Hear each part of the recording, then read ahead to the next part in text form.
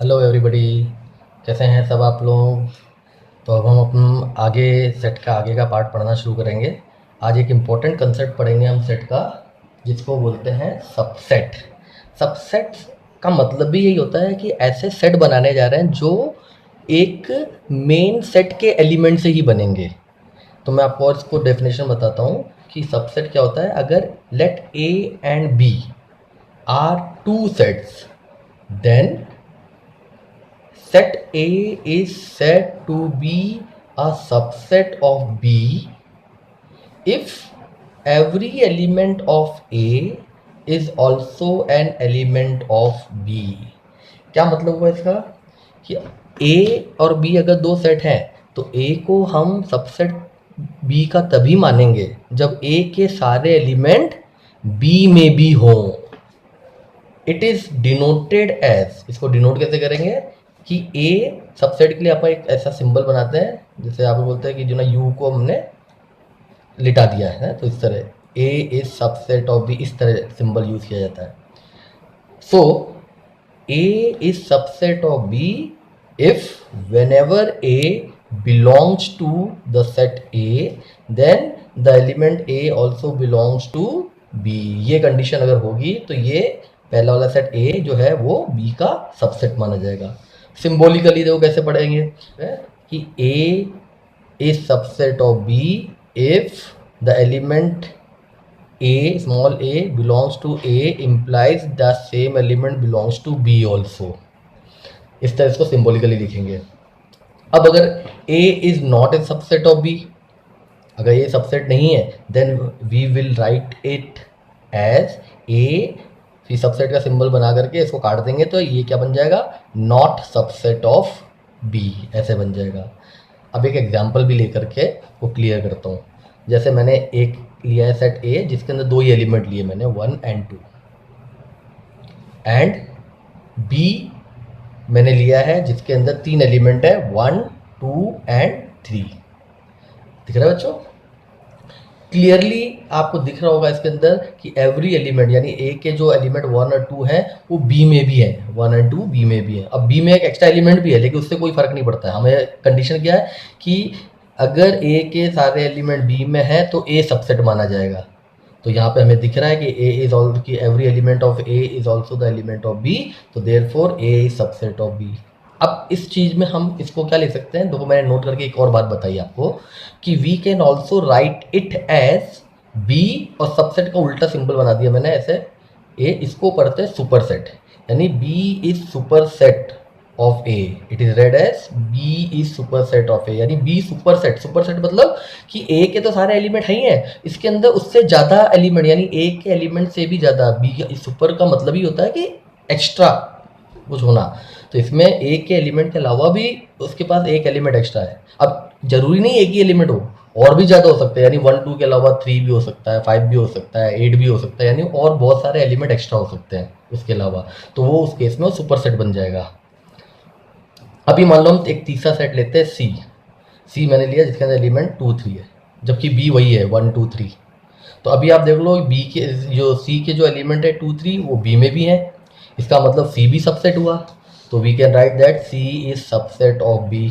क्यों? क्योंकि as every element of C is also an element of B, condition fulfilled हो रही है सबसेट की, तो ये सी भी इसका सबसेट है। अब मैं एक और एग्जाम्पल ले रहा हूँ डी, जिसके अंदर मैंने एलिमेंट लिए 3, 2, 1, 3, जबकि बी वही है 1, 2 and 3।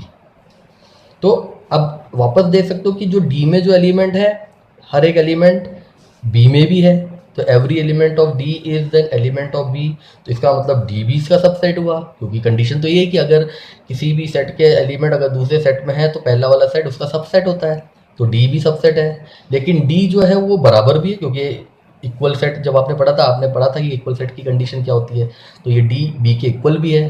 तो इसका मतलब जो डी जो है वो सबसेट और इक्वल दोनों है बी का। तो इक्वल, तो इसलिए हम कभी भी हम जब सेट बोले सबसेट बोलेंगे तो हम लिखते क्या है, ये वाला सिंबल यूज करते हैं कि D is subset of B, यानी आप सबसेट का सिंबल भी लगा करके इक्वल टू का सिंबल भी लगा सकते, क्योंकि इक्वल सेट भी, equal sets are also subset of each other. Equal set एक दूसरे का सबसेट होता है।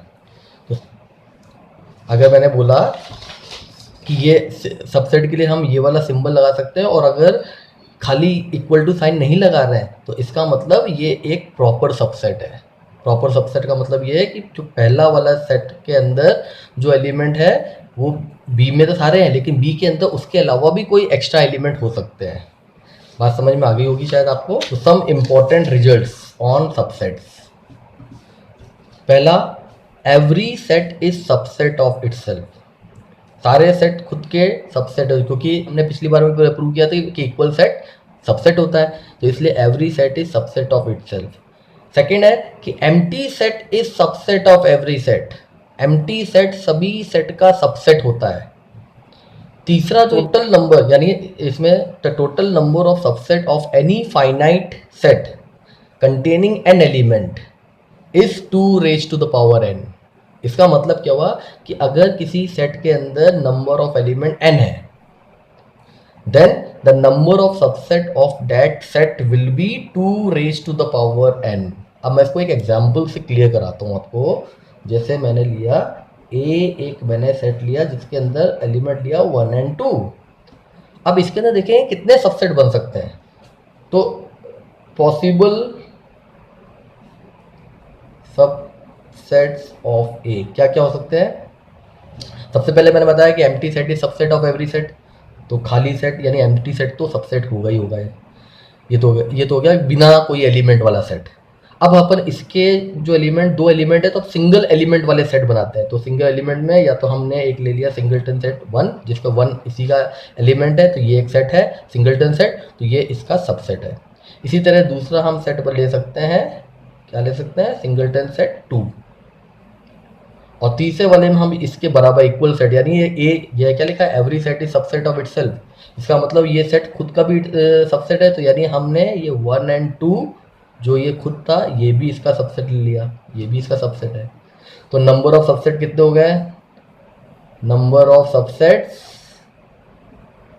कितने हो गए यहाँ पे, 1 2 3 4, यानी 4 हो गए। तो यहाँ पे number of element in A कितने थे, 2 थे, 1 and 2। And number of subset कितने हो गए, 4 है, which is 2 raise to the power 2। यानी आप देख लो n की जगह 2 था, तो नंबर ऑफ सबसेट क्या है, 2 रेज टू द पावर 2, ये हो गया। इसी तरह इफ n ऑफ a अगर 3 है तो नंबर ऑफ सबसेट कितने आने चाहिए, 2 raise to the power 3। And 2 raise to the power 3 कितना बनता है, 2 इंटू 2 इंटू 2, यानी 8 सबसेट बनने चाहिए। एग्जाम्पल लेके बताएं, जैसे मान लो मैंने एक b लिया, या चलो ए ले लेते हैं अपन। ए इज ए सेट जिसके अंदर पिछली बार मैंने 2 एलिमेंट लिए, इस बार 3 एलिमेंट लेते हैं, 1 2 and 3। तो पॉसिबल सबसेट कितने होते हैं देख लेते हैं। पॉसिबल सबसेट सबसे पहले 5, क्योंकि null set is subset of every set. फिर सिंगलटन सेट, एक एलिमेंट वाले सेट बना लेते हैं। तो पहला एलिमेंट 1 है तो 1 का एक सिंगल सेट बन गया। फिर इसी तरह 2 का बन गया, इसी तरह ये 3 का बन गया, तो ये सिंगलटन सेट हो गया। अब दो एलिमेंट के सेट ले लेते हैं, तो पहले 2 एलिमेंट ले लिया 1 and 2, ये एक सबसेट बन गया। दूसरे वाले में सेकंड एंड थर्ड यानी 2 and 3, ये ले लिया 2 एलिमेंट का सेट। फिर एक यहाँ नीचे लिख रहा हूँ मैं, अब मैंने 1 2 ले लिया, 2 3 ले लिया, तो अब 1 और 3 भी ले सकते हैं, तो 1 and 3 can also be taken as 1 subset. अब आपके मन में आ रहा है कि अगर मैं 3 1 ले लूँ तो एक सेट, लेकिन 3 1 और 1 3 एक ही सेट माने जाते हैं, क्योंकि सेट के अंदर order of the element matter नहीं करता है। तो ये आपको ध्यान रखना कि हम कई बच्चे बोलते हैं तो 3 1 भी ले ले तो ये एक और नया सबसेट बन गया, तो ऐसा नहीं। 2 वाले में चाहे 3 1 लिखो चाहे 1 3 लिखो, ये एक ही सेट माना जाता है। और लास्ट में ये सेट खुद, यानी 3 एलिमेंट का जो सेट बनेगा 1 2 3, ये खुद एक सबसेट होगा इसका। तो अगर अब हम गिने कितने सेट हैं, तो नंबर ऑफ सबसेट कितने हो गए इसके, सबसेट्स ऑफ ए कितने हो गए, 8। और 8 को हम क्या लिख सकते हैं, 2 रेज टू द पावर 3, यानी 8 हो गया। क्लियर हुआ बच्चों आपको। अब इसी तरह तो therefore if number of element in A अगर 4 होता तो नंबर ऑफ सबसेट कितने होते हैं, इसके अंदर 2 रेज टू पावर 4, यानी कितना हो जाता, 16। इसी तरह if number of element in set ए, मान लो अगर आपके पास 10 होता तो नंबर ऑफ सबसेट कितने बन सकते हैं? 2 रेज टू द पावर 10, और 2 रेज पावर 10 अगर आप कैलकुलेट करोगे 2 इंटू 2 ऐसे 10 टाइम मल्टीप्लाई करो तो कितना हो जाएगा? 1024 आएगा। बात समझ में आई आपको? इस तरह ये देखिए, ये एक इम्पोर्टेंट रिजल्ट है, ये आपको ध्यान में रखना है ताकि क्वेश्चंस में आपको जहाँ जहाँ जरूरत पड़े वहाँ वहाँ इसको यूज़ कर लेंगे आप।